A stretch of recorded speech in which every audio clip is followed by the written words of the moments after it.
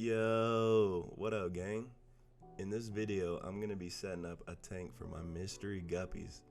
If you want to find out why they're a mystery, head to the Instagram at BasedEggsKing, and I'll tell you the secrets. So this tank's gonna be like an active breeding tank, but it's got like a little aquascaping twist to it. I like them all to look good for like people viewing them, but they all serve a purpose that tends to the needs of the inhabitants inside the tank. The most important things to remember is we want to create something fresh, but also we want our fish gang to thrive, so let's get into what we will need. So first thing first, a tank. I'm using a 10-gallon. Here's a little bit of the hardscape. It's a bonsai tree. We're gonna need sand, plants, and substrate for the plants to grow in. Then I got a couple little rocks. These are gonna add to the bonsai zen garden feel. We're gonna need tools. I got scissors and something to plant the plants and super glue. First thing we laying down is the substrate layer. This is a nutrient-rich fluval stratum substrate. It helps the plants grow. It's got lots of, what the heck? It's got lots of nutrients that your plants can send their roots down into and break up, kind of like potting soil. So this is our first little potting soil layer. You want to lay it down evenly across the tank so that every little plant gets a chance to get some food, you feel me? They hungry. If you're just using regular rocks or pebbles, there's not gonna be any nutrients in there. Your plants will not grow very well. A lot of aquascapers will slope this layer from front to back and make it higher in the back, but we don't have enough, so we're gonna do it with the second layer. I chose to put sand over this layer of substrate just to keep the nutrients down. Whenever you set up a new tank, you're probably gonna get a big algae bloom. This will help keeping the nutrients down under the sand and only allowing the plants to shoot their roots down and get down to that good nutrient layer. So like I said, with this layer, we're gonna start sloping it. We're gonna put more in the back than we do in the front. You know what I'm saying? Business in the front, party in the back, baby. Anyways, to get a better look when you're viewing the tank from the front, that slope is kind of tricky to the eye, so it makes the plants look fuller in the back and taller. Here, I'm trying to push the sand down so you don't see that first substrate layer and it actually looks appealing to the eye, you know what I'm saying? That's not like a big issue, but it's something I do that I've seen a lot of aquascapers do, so when you start your little tank building journey, you gonna do it too. I used a lot of sand in this, and that's just because I want to prevent that first big algae bloom that usually happens when setting up a new tank. If y'all wondering what kind of sand I'm using here, this is just Home Depot play sand. I think the bag was $6 and it's a pretty big bag. I know that thing was heavy when I was carrying it in the stove. Right here, I'm checking the substrate layer just to make sure that I'm not putting too much sand. You see, I put a lot of sand just to get that slope and that aquascapey look, but I still want to make sure that the plants are getting enough nutrients and they can reach their roots down to that little substrate layer. Then just go through, make sure it's nice and clean and even, because we're getting pretty close to the best part, which is planting the plants, you feel me? And then we got a little side view of the slope. You see the first layer is just flat because I didn't really have enough, but the second layer, we sloped that thing to the back just to give that good look from the front, because we're only gonna be viewing this tank from the front, maybe the top, but mostly just from the front. So next, let's get into like creating the bonsai tree. A little backstory on my bonsai tree, all right? So this was an alive bonsai tree. I got it from Japan. The thing was 8 years old. I was thinking, you know what? I'm gonna make this thing grow for the rest of my life. I'm gonna trim it and make it look nice. Well, it died 3 days after I got it home. So this is gonna be the main focal point of the tank, and I'm gonna revamp it and make it look like a bonsai tree again. So this is where your super glue is gonna come in handy. It is cyanoacrylate super glue gel. Make sure it's the gel and make sure it's cyanoacrylate. This stuff will not cloud up your tank and it'll dry pretty quickly and get waterproof. The type of moss I'm attaching right there is called Java moss. It's a very common freshwater planted tank type of moss. Everyone has a little bit. If you need some, hit me up on Instagram at BasedEggsKing. One more time, baby. Anyways, the scientific name is Vesicularia dubiana. You're probably gonna learn a lot of these scientific names if you get into the aquascaping hobby. But let's go ahead and trim up this Vesicularia dubiana. Big dubs, baby. Trimming is probably my favorite part of the aquascaping hobby.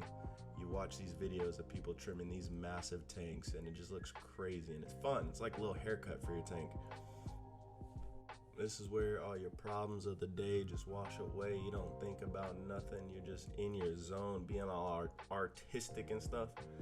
But yeah, I had to look up a couple reference photos of a bonsai tree because they're all just these scrawny little trees with these little bushes. So does that look like a scrawny tree with some bushes? Anyways, let's get to putting it in the tank. I'm tired of this. Come on. So now let's put everything in. We got substrate down. We got the bonsai tree made. It's time to get to the real planting. I'm trying to decide where I want this little bonsai tree to go. I gotta remember that this is not just an aquascape. It's gonna be like an active breeding tank for my little guppies. So we're just gonna stick that thing in the middle with the pebbles. I got these in Alaska. They're just pebbles from the ocean. I think it was the Prince William Sound, and I was like, those might look good in a tank one day. Well, for my little bonsai zen garden aquascape guppy breeding thing, we gonna use them, okay? So this is where you become your own artist. You just put your tank together however you want. I'll let you know different stuff for plants and stuff, but right now we're just putting the hardscape in. We're gonna plant around it. So I made like a little walking path. Imagine you're walking through this little zen garden and you're stepping on the stones. There's gonna be like perfectly cut grass and a little bonsai tree, you know what I'm saying? Who knows? But I think it's gonna come out pretty lit. Yo, $10 to anybody in the comments who tells me how many times I flick the sand off my fingers. I don't know why I do that, but like, boy, just play in the sand, come on. But for this tank, I'm gonna be planting it in a iwagumi style. That basically means the rock formation is the focal point of the tank. It does play the leading role, and it's what we're gonna look at. So what I'm planting right here is pearlweed. The scientific name is Hemianthus micranthomoides. Hemianthus micranthomoides. It's a super easy plant. You could probably plant this thing upside down and it'll grow. I'm just grabbing the base and plugging them in wherever I see fit. It's gonna carpet all around the rocks and grow all around the whole tank. So we're gonna do a lot of trimming on this tank, which is my favorite part. Next, I'm gonna get into that bonsai tree. We gotta add something else. So here I'm gonna use a little bit of dwarf hairgrass. I like to spray it down when you're using a plant with very fine roots like dwarf hairgrass. It's so small and the roots are tiny. So go ahead and spray down that. That is just some of the fluval stratum substrate, and I'm just sticking it straight down. It won't float, but these roots are so small and delicate, it takes a lot of effort to try and plant these little plants. I'm just once again grabbing the base of them and pushing them down into the substrate. You see that one was giving me a little bit of trouble. It's just such a small plant, but it does give a cool effect that there's like actual grass growing right under our bonsai tree. And we can't forget the scientific name. Come on, King. We want the scientific name. This one is Elocaris parvula. Elocaris parvula.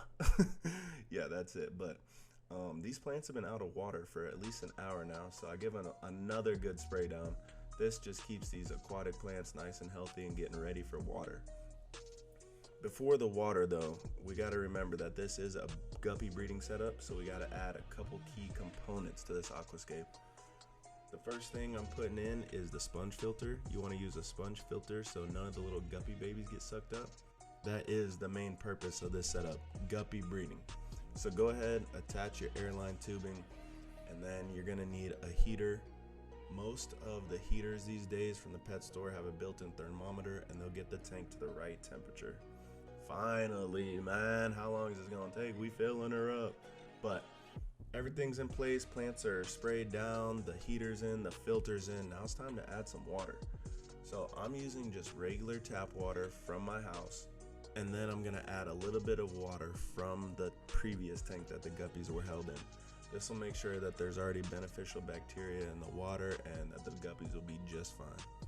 So we kicked up a little bit of plant matter when we filled it up. I'm just gonna go ahead and scrape that off the top, make it look fresh, because we are gonna get that little bonsai aquascaping look. But now it's time to add the guppies. Come on, guppies. These are the mystery guppies. Here's a little close shot of how they look. And let's get them in the water. They've been waiting. I've been waiting. I'm ready to get this tank growing. Oh yeah.